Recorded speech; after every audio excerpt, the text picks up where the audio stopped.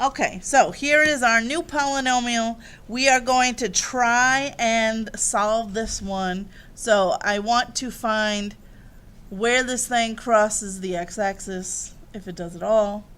What was I just going to ask you? Oh, how many answers should I get? 3. At the end of the day, I should always get the number of answers that's equal to the degree. How could my answers appear? I could have 3 rational answers, or I could have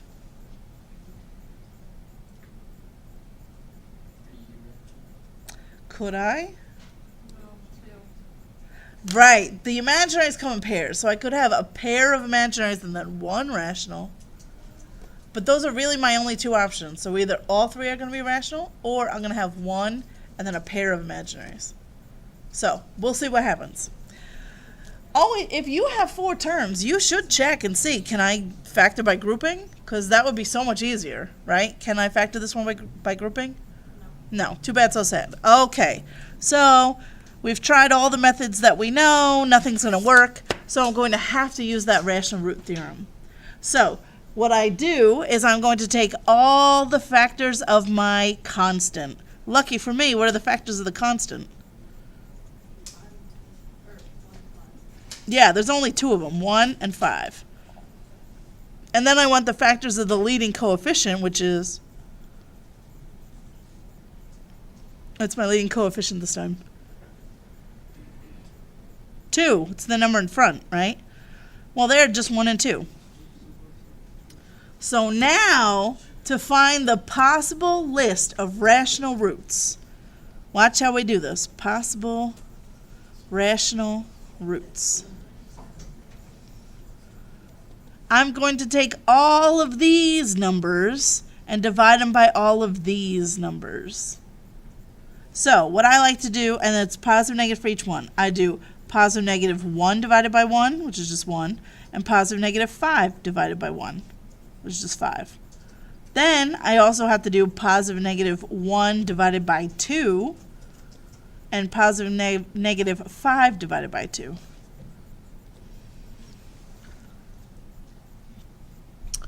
So there's all my possibilities. So it's the constant divided by the leading coefficient factors. So that's it. That's only 8 numbers. It's not so bad. And then I do just like I was doing before. I'm going to use synthetic substitution to try and get a remainder of 0. Once I get a remainder of 0, in this case I'm going to be basically home free, because once I find 1, I'll be down to a quadratic, and then I can solve quadratics all day long. So let's try it. I'm going to do synthetic substitution. Do I need any 0 placeholders? No. 3, 2, 1, none. And in fact, I get to cut this list right down in half, don't I? That same thing happened last time. These are all positives. So there's no way I can plug in positive numbers and end up with a negative 5 there. So I know it's got to be one of the negatives. Let's try. I'm not even going to bother plugging in the positive numbers. It's a waste of time. Let's plug in negative 1 and see if it works. What luck! Hooray!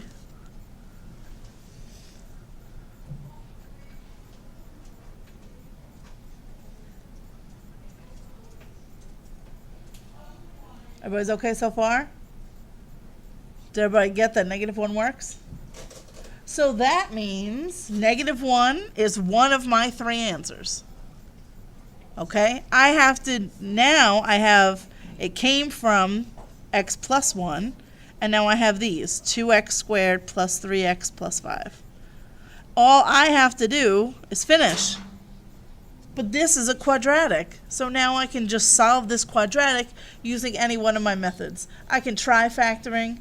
If I can't factor, complete the square or quad formula. Can you factor this one? I don't think so. So I'd probably do quad formula on that if I were you. Just saying. So if I'm going to do quad formula, negative b squared minus 4 times a times c all over 2a would be a 4.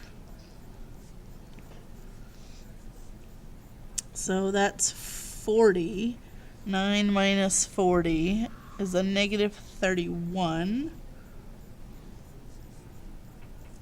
So, did you guys get what I got?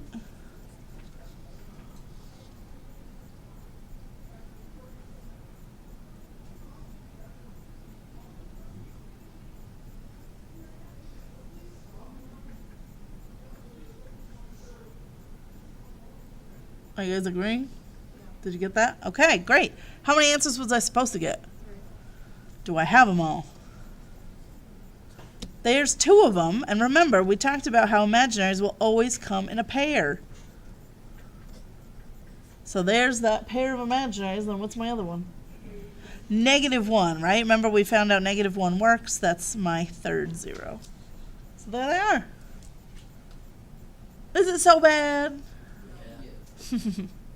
It's bad when there's a ton of numbers to plug in. And sometimes, notice here, I did have some fractions in my list.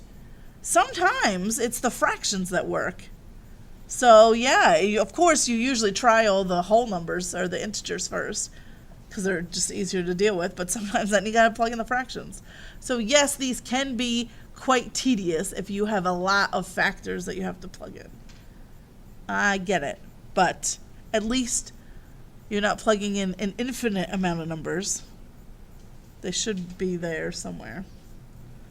All right. So let me give you another one to try, and while you are working on that one, maybe I'll just pick ones from the